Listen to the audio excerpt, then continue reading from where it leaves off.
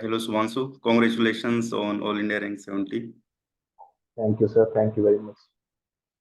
अपन discuss करेंगे math strategy में overall आपका जो भी जैसी आपकी स्ट्रेटेजी रही उस पर। तो सबसे पहले इफ यू कुड टेल कि मैथ्स एज ए ऑप्शनल आपने लिया तो उसके लिए क्या कंसिडरेशंस थे, क्या क्या चीज़ें हमें ऑप्शनल बेसिकली चूज करने से पहले देखनी चाहिए।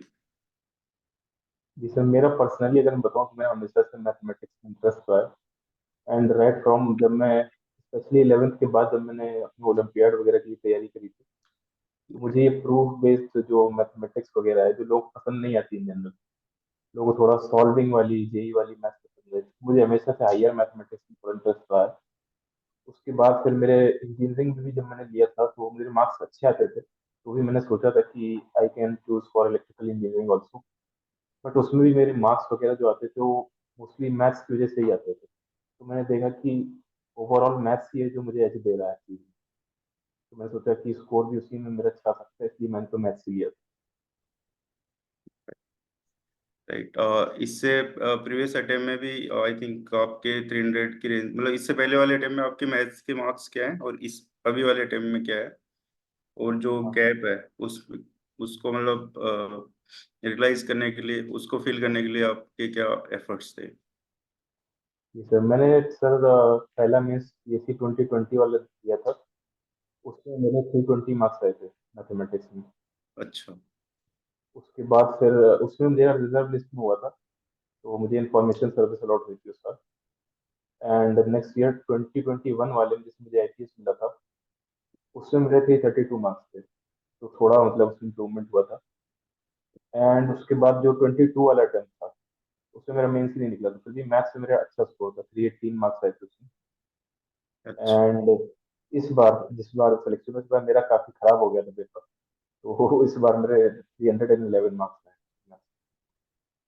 राइट, बट गिवन दैट कि आई थिंक IS 336 है तो hmm. Relatively this is also good. हाँ वैसे तो है। बट हाँ, मेरा अपने हिसाब से अगर मैं वैल्यूएट करूँ तो पेपर वन मेरा स्पेशली खराब हुआ, 130 135 आई थिंक मार्क्स। अच्छा, एंड तो उसमें पेपर टू। मतलब, अच्छा, पेपर वन में हाँ आपकी क्या एरर्स वगैरह हुई। हाँ, बहुत कुछ तो हो गया सर, अजीब सा वो दिन नहीं होता, कुछ तो होता है। तो या तो मैं सो के नहीं गया था, वो हो सकता है मे बी, बट वहाँ पे क्वेश्चन बन नहीं रहे थे मेरे से, तो ऑलमोस्ट मैंने 50 मार्क्स का तो गलत ही किया है फिर, और 20 30 का और बिल्कुल ही मतलब कुछ तो ब्लैंक छोड़ दिया था स्टेप का, तो काफी खराब गया था आपसे 135, ठीक ठाक स्कोर। यानी आई थिंक टॉप 4 5 में 311 इस ईयर भी। अच्छा, ठीक है। सो अच्छा, हाँ, जैसे ये आपने बोला कि पेपर वन में ये एरर्स वाला इशू रहता है, तो इसके लिए अगर आप कुछ ट्रिक्स या कुछ वैसी चीज बता पाओ कि जो एस्पिरेंट्स को करनी चाहिए अवॉइड करने के लिए। तो वही प्रैक्टिस है।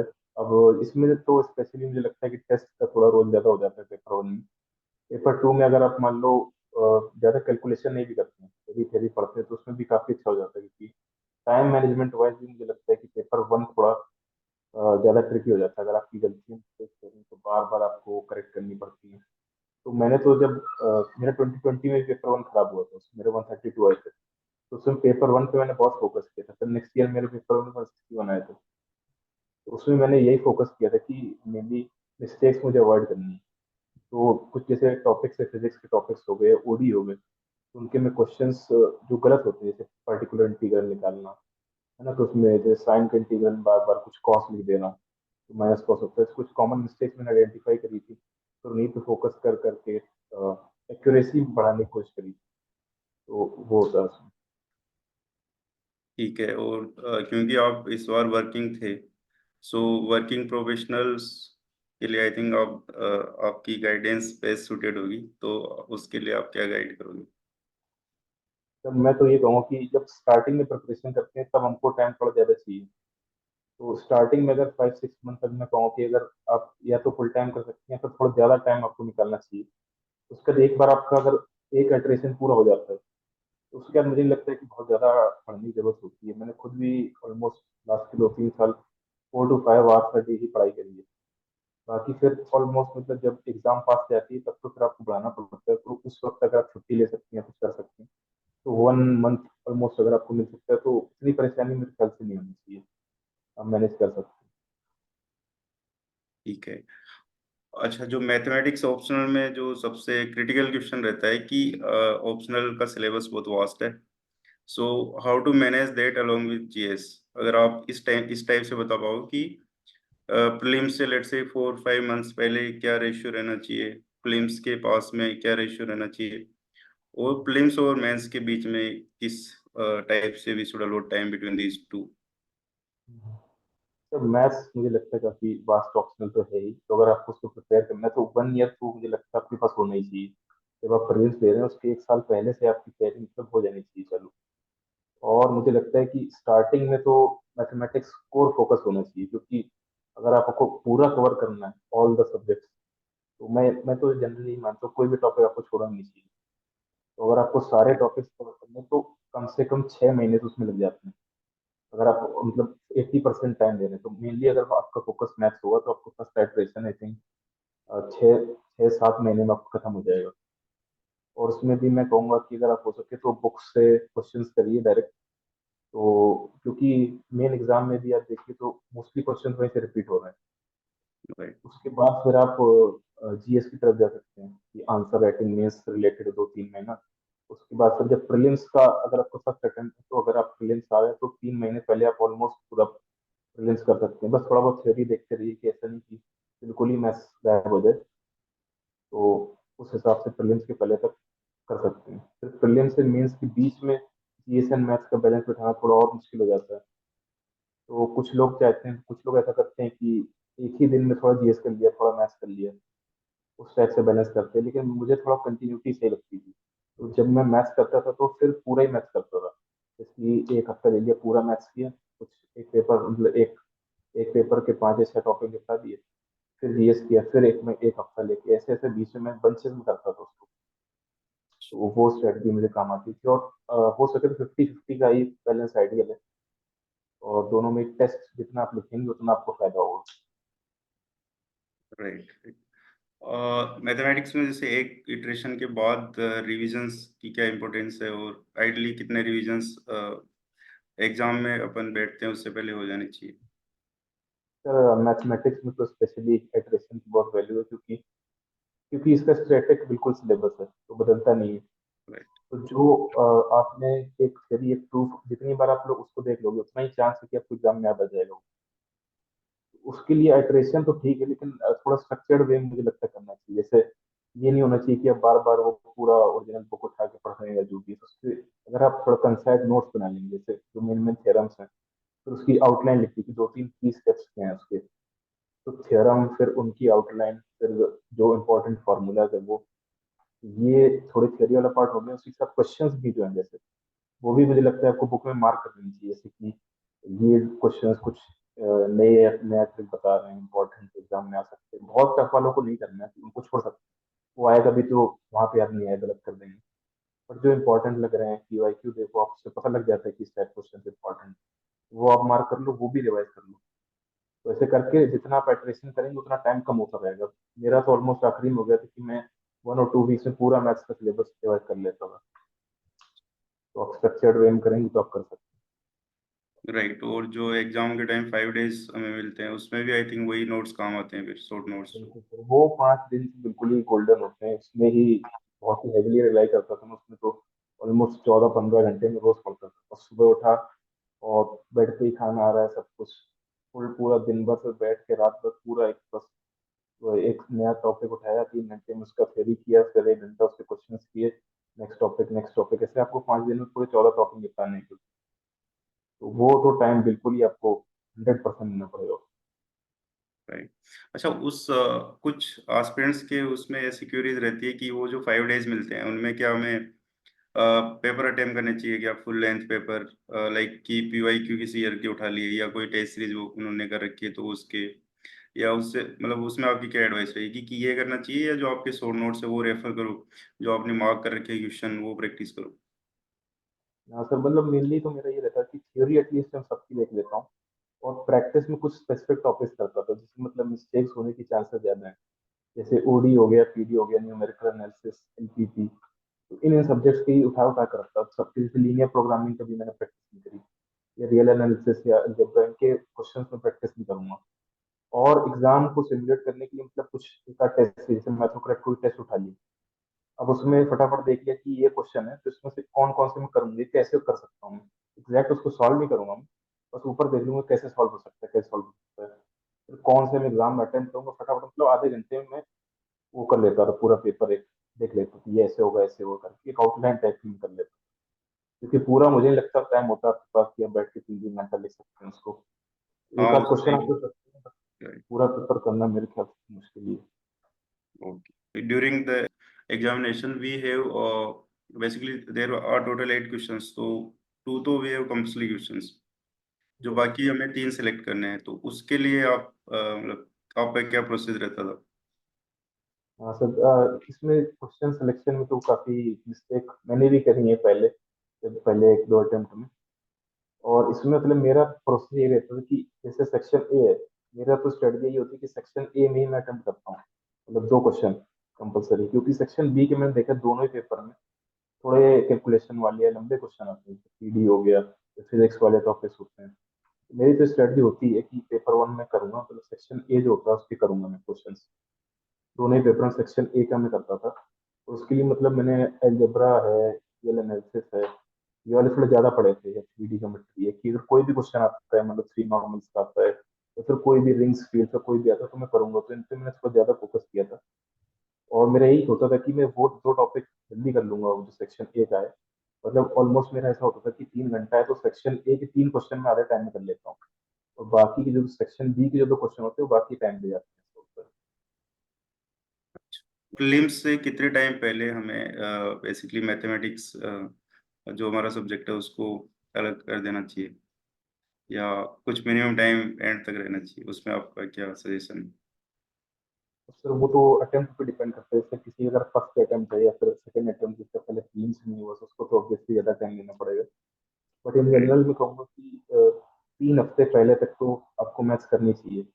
और उसमें भी ये जरूरी नहीं कि आप बिल्कुल ही पूरा फुल सॉल्व कर रहे हैं। हो सकता है आप बस थ्योरी देख लें, फॉर्मूले देख लें। रोज आप अगर 1 घंटे उतना भी देखते रहेंगे तो बिल्कुल आपके मेमोरी में रहता है। ये तो अगर आप बिल्कुल 1 2 महीना गैप कर दोगे, उसके बाद फिर देखोगे तो लगेगा कि ये बिल्कुल ही नया चीज है। तो मैंने जो पर्सनली किया था कि जब 3 महीने पहले होते थे, उसके बाद मैं वीकली प्रीलिम्स का टेस्ट देते रहता था। तो उसमें अगर मेरे मार्क्स आ रहे हैं अराउंड मान लो 90+, तो फिर मैं उसकी तैयारी नहीं करता था। मतलब मेजरली मेरा मैथ्स और जीएस आंसर राइटिंग वगैरह वही करता था। फॉर्चुनेटली मेरा प्रीलिम्स थोड़ा स्ट्रांग भी था, तो मैं तो मैथ्स करता ही था। मतलब ऑलमोस्ट 1 हफ्ता पहले तक भी मैंने मैथ्स किया हुआ है, आखिरी के 2 3 अटेम्प्ट में। अच्छा। हाँ बेसिकली डिपेंड्स कि आपका प्रीलिम्स में कैसा कॉन्फिडेंस है। कुछ लोगों का प्रीलिम्स बहुत ही खराब होता है, तो उनको बिल्कुल और जरूरत है 1 महीने का। अच्छा, जैसे अब इसमें जो प्रैक्टिस टेस्ट है, टेस्ट सीरीज वगैरह, उसका क्या इम्पोर्टेंस है उसमें? इम्पोर्टेंस तो है बिल्कुल, क्योंकि एक तो क्वेश्चन सिलेक्शन जो बहुत बार होता है कि एक कुछ क्वेश्चन कर लिया तो उसके बाद नहीं आ रहा, तो ना टाइम नहीं आप काट के उसको कोई दूसरा क्वेश्चन करोगे। और उसके बाद एक मुझे लगता है कि थोड़ा स्पेस मैनेजमेंट भी एक चीज है। कि एक बार मेरे साथ हुआ था कि लीनियर प्रोग्रामिंग क्वेश्चन था, तो टेबल मैंने बनाई, 2 पेज करने के बाद पता चला कि अब नहीं है, मतलब स्पेस ही नहीं, गलत हो चुका है। मेरे पास 20 मिनट बचे हुए थे उस पेपर में, फिर भी जगह ही नहीं थी, तो पूरा खराब हो गया वाला।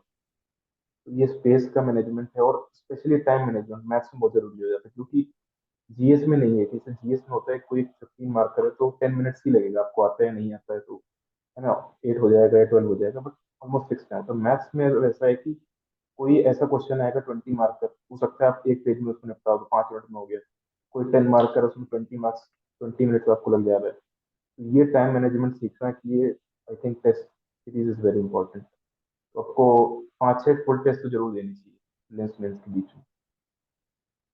हाँ, अगर आई थिंक कोई अगर टेस्ट सीरीज नहीं ज्वाइन करता है कोई, तो आई थिंक पीवाई क्यू को एज ए टेस्ट सीरीज किया जा सकता है। हाँ पर वो भी कर सकते हैं, बस वो मार्क्स का वो हो जाता है कि 250 मार्क्स का आपको अटेम्प्ट करना है। तो अगर आपको थोड़ा स्ट्रेटजी बना के चले कि 1 घंटे में आपको ना 100 मार्क्स करना है, तो उस हिसाब से आप कर सकते हैं वो भी। राइट। मैथमेटिक्स में जो पीवाई क्यूज है, उनका इम्पोर्टेंस और किस ईयर तक आपके हिसाब से हमें पीवाई क्यू प्रैक्टिस करनी चाहिए? पीवाई के तो सर वेरी इंपॉर्टेंट, क्योंकि आप देखिए कि जैसे गॉस वीडल है, इस हाँ टाइप के क्वेश्चन है जो हर साल मतलब रिपीट हो रहे हैं। और कोई ऑलमोस्ट आप अगर कंप्यूटर प्रोग्रामिंग का सिलेबस देखोगे तो आधी चीजें पूछते ही नहीं है उसमें, हाँ है हाँ। ना। तो ये ऐसे कई सारे चीजें आप देखोगे, कैलकुलस में भी कई चीजें हैं तो वो नहीं पूछी जा रही हैं। तो उनको बहुत ही कम मतलब टाइम देना चाहिए। और पीवाईक्यू कई बार तो देख रहे हैं कि ऑलमोस्ट एग्जैक्टली रिपीट हो जाते हैं, थोड़े इधर उधर बैलेंस। तो वो तो करनी चाहिए, और कब तक करनी चाहिए मुझे लगता है कि जब से ये सिलेबस चेंज हुआ है 2013 ऑनवर्ड्स, तब तक कर लें, क्योंकि उसके पहले क्वेश्चन बहुत टफ है। तो आप करोगे भी तो फिर लगेगा कि ये हो नहीं रहा, सॉल्व नहीं हो रहा, और इतने रिलेवेंट भी नहीं है। तो 10 ईयर्स 12 ईयर्स का लास्ट कर लो तो काफी है। राइट। और उसके बाद पीवाईक्यूज का भी रिवीजन होना चाहिए, या कुछ जो इम्पोर्टेंट पीवाईक्यू लगे वो that should go into short notes उसमें। हाँ हाँ, बिल्कुल। जो हम क्वेश्चन मार्क करते हैं इंपॉर्टेंट वाले, उसमें पीवाईक्यू एंड बुक दोनों ही रिलेटेड है। पहले तो पीवाईक्यू के इंपॉर्टेंट क्वेश्चन, उसके बाद जो आपके बुक के आते हैं ट्रिक वाले, ये सब मार्क होने चाहिए आपके पास बिल्कुल। ये करना है हमको रिवाइज। ठीक है। और जो फॉरेस्ट सर्विसेज है उसके भी पीवाईक्यू हमारे पास रहते हैं, बेसिकली सेम यूपीएससी वो कंडक्ट करती है। तो आपके हिसाब से वो भी प्रैक्टिस किए जाने चाहिए? अगर यस तो कितने ईयर के करने चाहिए? पर्सनली मैंने तो नहीं किए थे, बट मेरे कुछ दोस्त हैं जो करते थे, वो मुझसे डाउट भी पूछ लेते हैं, जैसे कुछ अगर स्पेशली टफ क्वेश्चन वगैरह होता है तो उस हिसाब से मेरे पास जैसे इस साल एक क्वेश्चन आया था सिलेंडर वाला, तो वो फॉरेस्ट का पीवाईक्यू था। वो कंपलसरी क्वेश्चन था, सिलेंडर हाँ पे रॉड रखा हुआ वाला। राइट। तो वो सेम क्वेश्चन में से किसी ने पूछा हुआ था, उस वक्त मैंने उसको सॉल्व नहीं किया था। अब वही क्वेश्चन फिर एग्जाम में आ गया तो वो 10 क्वेश्चन मेरे के वहीं वहीं चले गए, वो डायग्राम ही नहीं बना, उससे समझ ही नहीं आया कैसा रॉड रखा है उस पर। तो कहीं ना कहीं अगर मैं वो कर लेता सॉल्व उस वक्त, तो 10 मार्क्स मेरे और हो जाते। तो मुझे तो लगता है कि वो भी आपको कम से कम 7-8 साल कर लेनी चाहिए फॉरेस्ट के लिए, क्योंकि वहां से भी ओवरलैप हो रहा है आजकल। अच्छा, जैसे जनरल ये जो टॉपिक्स है फिजिक्स वाले, इनमें एस्पिरेंट्स को थोड़ा इश्यू रहता है, तो उसमें उसमें आपकी क्या अप्रोच थी? मतलब फिजिक्स वाले टॉपिक्स में मेनली जो दिक्कत होती है कि सोर्स नहीं मिलता है, क्वेश्चन पूछ कहाँ कर रहे हैं। और इन जनरल यूपीएससी में मैं कहूँगा ऐसा रूल बना के चलना होता है कि अगर आपने कोई क्वेश्चन पहले से नहीं देखा है, तो पहले से अटेम्प्ट नहीं किया, तो एग्जाम में तो आपको नहीं करना है। तो फिजिक्स के मैं तो यही करता हूँ कि अगर कोई क्वेश्चन बिल्कुल ही अलग आ गया, मेरे को बिल्कुल नया सोचना पड़ रहा है, तो मैं उसको नहीं करता हूँ एग्जाम में।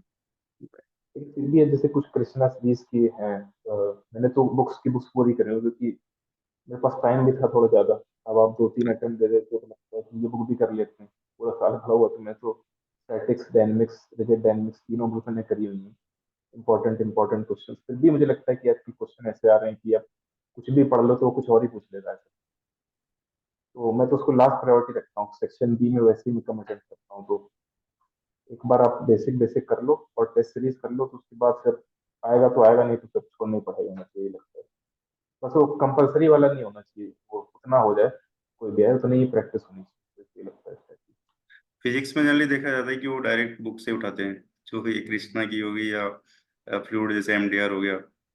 हाँ, मैंने तो सर सारी बुक पहले पहले स्टार्टिंग में नहीं करी, फिर हाँ जब अटेम्प्ट में टाइम बचा कि पूरा साल पड़ा हुआ है तो नई बुक कर लेते, तो मैंने तो उस हिसाब से फिर सारी कर ली थी मेन मेन बुक्स। ठीक है। आप आपके मैथोग्रेड के बारे में क्या फीडबैक है, अगर आपने रेफर किया हो कभी? हाँ सर बिल्कुल। तो मैथोक्रेट में एक तो जो ग्रुप है उसमें मैं काफ़ी एक्टिव रहता हूँ, उसमें काफ़ी लोग अच्छे अच्छे डाउट पूछ लेते हैं। तो कोई अगर ऐसा डाउट है जो रिजॉल्व नहीं हो रहा है, तो बाकी लोग नहीं कर पा रहे हैं, मैं तो उन्हीं को देखता था। तो वो सॉल्व करके मुझे काफ़ी मतलब ओवरऑल रिवीजन भी हो जाता था मेरा, और लोगों की भी हेल्प हो जाती थी। तो वो एक चीज़ मैंने करी थी। और उसके बाद टेस्ट सीरीज में कहूँ अगर मैथोक्रेट की, तो I find it most relevant test series, क्योंकि होता क्या है कि 2-3 कोचिंग है जो टेस्ट सीरीज बनाती है मैथ्स की, बट स्टिल उनके क्वेश्चन मुझे उतने रिलेवेंट नहीं लगते, या तो वो बहुत ही ज्यादा टफ बना देते हैं। मैंने फ्रेंड देखा है कि आजकल जो टेस्ट सीरीज बना रहे हैं ज्यादा टफ बना रहे हैं। ऑफ कोर्स मतलब कुछ एलिमेंट ऑफ सरप्राइज तो होना चाहिए, 2-3 क्वेश्चन ऐसे होने चाहिए जो आपने नहीं करे हैं। लेकिन वो बिल्कुल ही कुछ तो अलग टाइप के, कुछ अलग बुक से वो निकाल के दे रहे हैं। तो मुझे लगता है कि मतलब मैथोक्रेट की जो फुल टेस्ट है एटलीस्ट, वो काफी यूपीएससी के पैटर्न पे ही लगता है कि उतनी ही डिफिकल्टी होती है, उतना ही टाइम लगता है। तो टेस्ट सीरीज तो मैंने सारे क्वेश्चन कह सकता हूँ, मैंने सारे पेपर करे थे 2 साल के लास्ट। ठीक है, तो आपका इन जनरल एस्पिरेंट्स को आपकी क्या एडवाइस रहेगी, जो यूपीएससी की प्रिपरेशन कर रहे हैं, सीएससी की? तो मैं तो यही कहूंगा कि कोई भी सोचता नहीं है कि आपको कितना टाइम लगेगा, मतलब हर कोई चाहता है कि फर्स्ट अटेम्प्ट में हो जाएगा। बट फिर आपको मतलब हो सकता है कई अटेम्प्ट लग जाए, कुछ और सर्विस मिल जाए, फिर आपको देना पड़ता है। तो अगर आपको मतलब चलना है तो थोड़ा लॉन्ग टर्म विजन लेके चलना है कि नहीं भी हो सकता है, आपको बैकअप लेके चलना चाहिए थोड़ा थोड़ा। और अगर आप स्पेशली आप अगर मैथ्स ले रहे हो तो ये थोड़ा लॉन्ग टर्म में आपको इसका फायदा दिखता है। जब मान लो आपका एक अटेम्प्ट नहीं हुआ, तो दूसरे में आपको पता चलेगा कुछ पढ़ना ही नहीं है ना, तो आपने पहले से पढ़ा हुआ, जो कमियां हैं उनको आप रिफाइन करिए। तो मैं ये कहूँ कि रेजिलियंस आपको होना चाहिए, और पूरा 100% आप दीजिए, तो आपको जल्दी से जल्दी सक्सेस मिल सकती ठीक है शुभांशु, और भी कुछ आपकी तरफ से हो जो मैंने मिस किया हो, कुछ बोलना है। चाहो? नहीं सर, आई थिंक ऑलमोस्ट सब कुछ कवर करिए, and I would congratulate you as well. आपने मैथोक्रेट के द्वारा बहुत सारे लोगों को मैथमेटिक्स की कोचिंग इतनी सिंप्लीफाई कर दी, और क्वालिटी कंटेंट अब लोगों तक पहुंच रहा है, जो मुझे लगता था पहले मिसिंग था दूसरे अदर कोचिंग्स में। जब मैं स्टार्टिंग करी थी मैंने 2019 में, तब मुझे मैथोक्रेट करनी था, तो ऑलमोस्ट 2 ईयर मुझे कुछ पता ही नहीं था कुछ कोचिंग होती है मैथमेटिक्स की, जो मुझे काम की लगी थी। फिर मैं वही बुक्स वगैरह पढ़ते रहा, खुद से मैंने प्रिपरेशन करी थी, तो मुझे लगता है काफी सिंप्लीफाई हो सकता है। तो all all thanks to you sir. Thank you Shubhanshu, आपने अपने बिजी शेड्यूल से टाइम निकाला। अब मैंने नोट किया कि बहुत ही बिजी शेड्यूल था आपका, तो हाँ सर, वो थोड़ा ट्रेनिंग में हेक्टिक हो जाता है। Thank you. Thank you sir.